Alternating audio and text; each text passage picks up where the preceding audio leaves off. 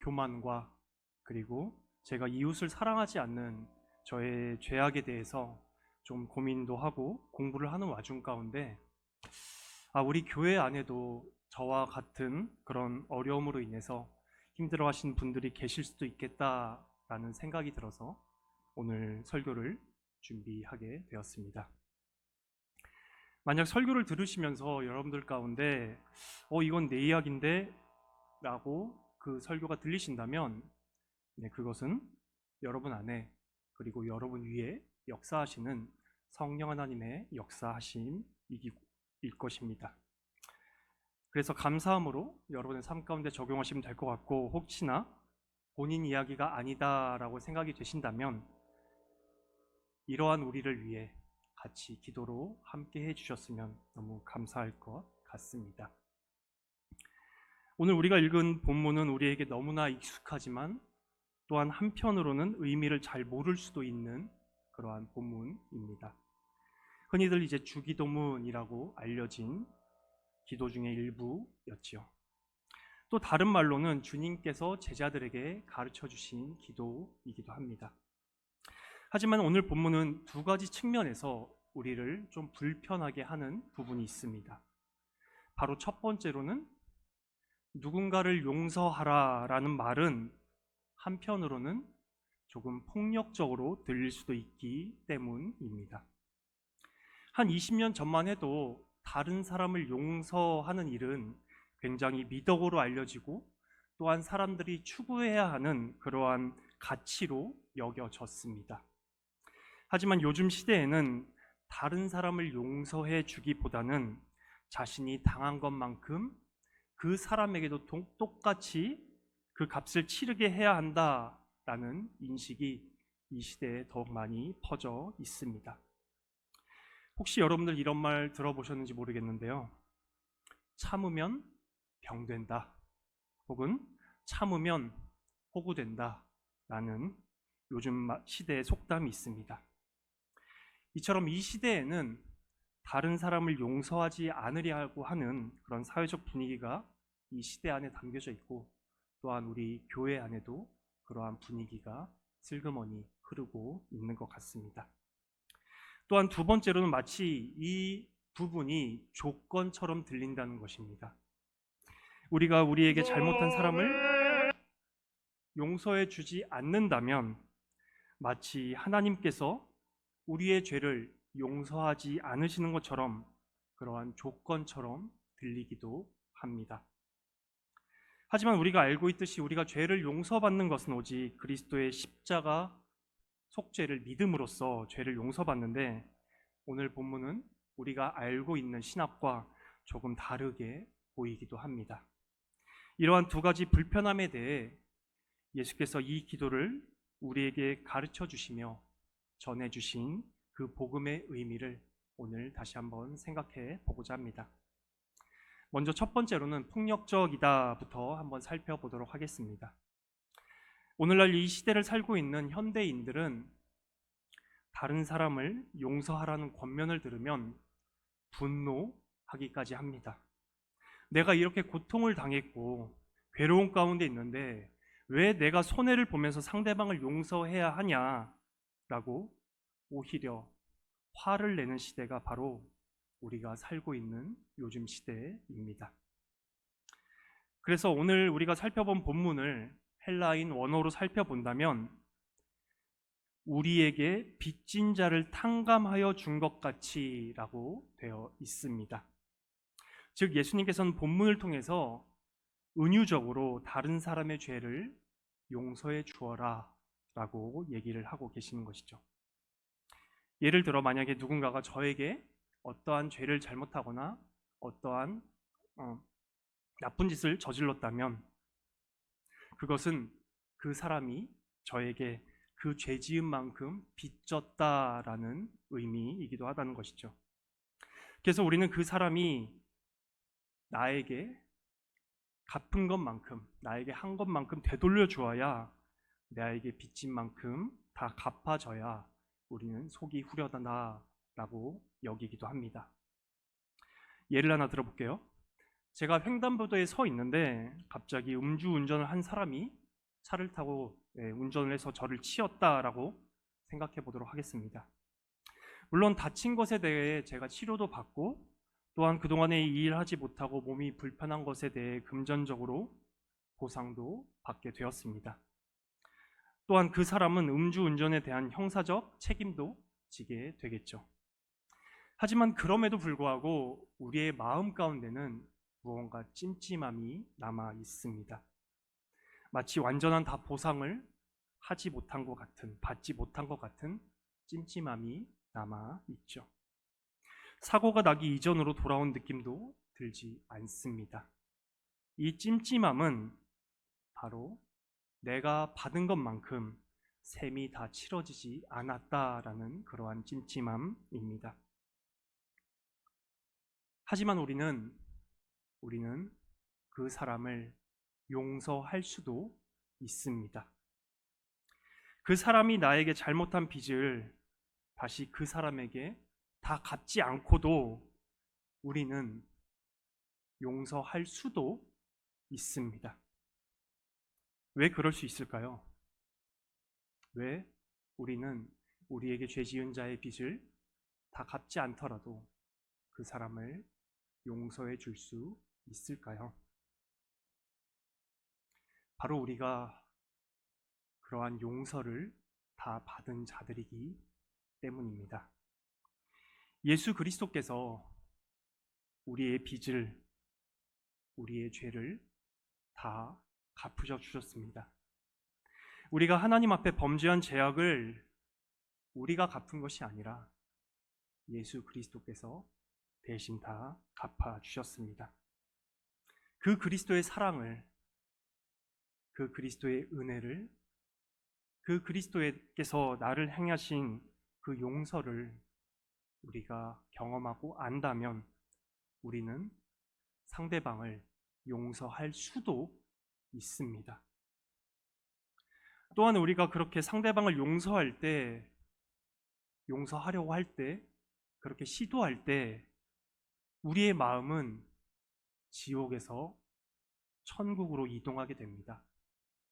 상대방을 용서하지 않을 때 우리는 미움으로 가득 차서 우리의 마음이 그 지옥 가운데 거하게 됩니다. 지옥은 우리가 반드시 죽어서만 갈 수 있는 곳이 아닙니다. 상대방을 향해 미움이 가득 차 있고 혹은 상대방을 향해 무관심하고 냉담할 때 우리 마음은 이미 지옥에 있는 것이기도 합니다. 지옥은 바로 서로가 서로를 무한히 미워하고 증오하고 싫어하고 냉담한 곳이기 때문이죠. 또한 우리는 두 번째로 예수 그리스도의 십자가를 바라보며 그 사람을 용서해 줄 수도 있습니다. 만약에 A라는 사람이 저에게 어떠한 잘못을 저질렀다고 가정을 해보겠습니다. 그런데 그 A라는 사람을 대신하여 예수께서 저에게 이렇게 말씀하시는 것입니다. A가 너에게 범죄한 그 모든 빚을 내가 대신 십자가에서 갚았다. 내가 대신 채찍에 맞음으로써 갚았다. 내가 대신 가시면류관을 씀으로써 갚았다 라고 말씀하시는 것입니다. 내가 A를 대신하여 A가 너에게 저지른 모든 죄악을 내가 대신 그 값을 다 치렀으니 너는 나의 십자가를 보고 나의 채찍질을 보고 나의 면류관을 보고 그를 용서하렴이라고 예수께서 우리에게 말씀하시는 것입니다. 우리는 보통 그리스도의 십자가의 속죄를 우리 개인에게만 적용하는 경향이 있습니다. 하지만 십자가의 속죄는 우리 개인에게만 적용하는 것이 아니라 바로 우리라는 우리 모두에게 적용되어야 합니다. 즉 나에게 범죄한 사람의 빚을 예수께서 대신 치러주셨다라는 의미이기도 합니다. 다른 사람을 용서하라는 말이 여전히 폭력적이신가요? 그렇다면 내가 용서받았다라는 말도 폭력적으로 들리시나요? 다른 사람을 용서하라라는 예수님의 말은 복음적입니다. 내가 용서받았다라는 말이 복음적 이듯이요. 그렇다면 우리가 어떻게 다른 사람을 용서할 수 있을까요? 바로 우리 자신의 이러한 마음 그대로 가지고, 이 마음 그대로 가지고 하나님께 나아가는 것입니다. 즉, 기도의 자리로 나아가는 것입니다. 그리고 솔직한 속내 그대로 하나님 앞에 나의 마음을 그냥 다 토로하는 것입니다. 우리는 하나님 앞에 나아갈 때 늘 경건하고 깨끗하고 신실한 마음으로 나아가야 된다라고 생각하는 경향이 있지만 그렇지 않습니다. 그냥 솔직함 그대로 나아가셔도 됩니다. 시편 3편 7절입니다. 여호와여 일어나소서, 나의 하나님이여 나를 구원하소서. 주께서 나의 모든 원수의 뺨을 치시며 악인의 일을 꺾으셨나이다. 다윗이 뭐라고 기도하나요? 바로 하나님께 원수의 따귀를 때려달라라고 기도를 하고 있습니다. 악인의 아구창을 날려달라라고 다윗은 기도하고 있는 것입니다. 우리가 이렇게 기도를 하다 보면 우리의 마음 가운데 계신 성령 하나님께서는 우리의 기도를 서서히 바꾸어 가십니다. 바로 우리에게 죄 지은 자를 위해 우리가 서서히 기도하게끔 하십니다. 그리고 그 사람을 사랑하지 못하는 나의 죄도 보게 하시죠. 왜냐하면 그 사람이 나에게 어떠한 잘못을 저질렀다 하더라도 내가 그 사람을 미워하고 그 사람을 증오해도 되는 면책권이 있는 것은 아니기 때문입니다. 그 사람이 나에게 잘못해도 나는 그 사람에게 사랑할 의무가 있기 때문이죠. 요한복음 13장 34절입니다. 새 계명을 너희에게 주노니 서로 사랑하라. 내가 너희를 사랑한 것 같이 너희도 서로 사랑하라. 두 번째, 바로 조건처럼 들린다는 불편함입니다. 예수께서 직접 가르쳐 주신 이 기도의 첫 시작이 어떻게 되나요? 바로 하늘에 계신 우리 아버지입니다. 우리는 이 기도를 바로 아버지와 자녀의 관계 가운데 하는 기도요, 바로 주님께서 우리에게 가르쳐 주신 기도입니다. 아버지와 자녀의 관계 가운데 아버지는 자녀를 바른 길로 인도하고 가르쳐야 하는 의무가 있으십니다. 그렇기 때문에 자녀가 악한 길로 걸어가려고 할 때 그를 바른 길로 아버지는 인도하여야 합니다. 왜냐하면 아버지는 자녀를 사랑하기 때문입니다. 사랑하기 때문에 그 자녀가 악한 길로 계속 걸어가는 것을 외면하신다면 그것은 아버지가 자녀를 사랑하지 않는 것이죠. 그래서 아버지는 자녀에게 이렇게 엄히 얘기하시면서까지 용서, 사랑, 화해를 가르치셔야 하는 의무가 있으신 것입니다.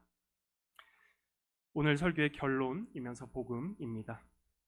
교회 내에서 혹은 교회 밖에서 누군가 나에게 죄를 지었다면 그 사람을 향해 과감하게 용서해 주시길 바랍니다.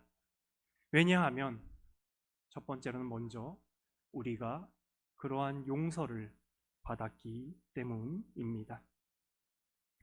우리가 그렇다면 어떻게 그 사람을 용서할 수 있을까요? 바로 우리의 그 마음 그대로 가지고 하늘 아버지께 나아가며 우리의 마음을 솔직하게 말씀드리세요. 비록 기도의 처음 시작은 그를 미워하면서 기도하여도 우리 안에 계신 성령 하나님께서는 우리의 기도를 바꾸실 것입니다. 또한 그 사람을 미워하는 우리의 죄악도 보게 하실 것입니다. 그렇게 우리는 우리에게 죄 지은 자를 서서히 용서해 줄 수 있습니다. 또한 그를 용서하기 힘들 때는 십자가를 바라보시길 바랍니다. 나의 죄값이 대신 치러진 것처럼 내가 범죄한 죄악도 십자가에서 그 죄값이 다 치러졌습니다. 또한 예수께서 나에게 범죄한 그 사람을 대신하여 이렇게 말씀하십니다. 요한복음 19장 30절입니다. 다 이루었다. 이 말은 헬라어로 테텔레스타라고 합니다. 이 말이 어디서 가장 많이 발견되었는지 아시나요? 바로 1세기의 세금 영수 중에서 가장 많이 발견된 말입니다. 결국 그 말의 의미는 빚은 다 청산되었다라는 말입니다. 혹은 세금은 완전히 지불되었다라는 말입니다. 즉 예수께서는 나에게 잘못한 그의 죄값을 다 치르셨다고 우리에게 말씀하시는 것입니다. 그리고 그것을 기도로 우리에게 가르쳐 주셨죠. 우리 모두, 여러분들을 포함한 저를 포함한 우리 모두는 다 예수 그리스도의 그 죄사함을 용서를 받은 자들입니다. 그리스도께서 우리 모두를 부르십니다. 수고하고 무거운 짐진 자들아 다 내게로 오라. 내가 너희를 쉬게 하리라. 우리 모두가 그 죄사함을 받았듯이 우리의 이웃을 사랑하는, 그래서 정말 세상과 구별되는 그 십자가 복음이 넘쳐 흐르는 우리 낙현교회가 되기를 진심으로 소망합니다.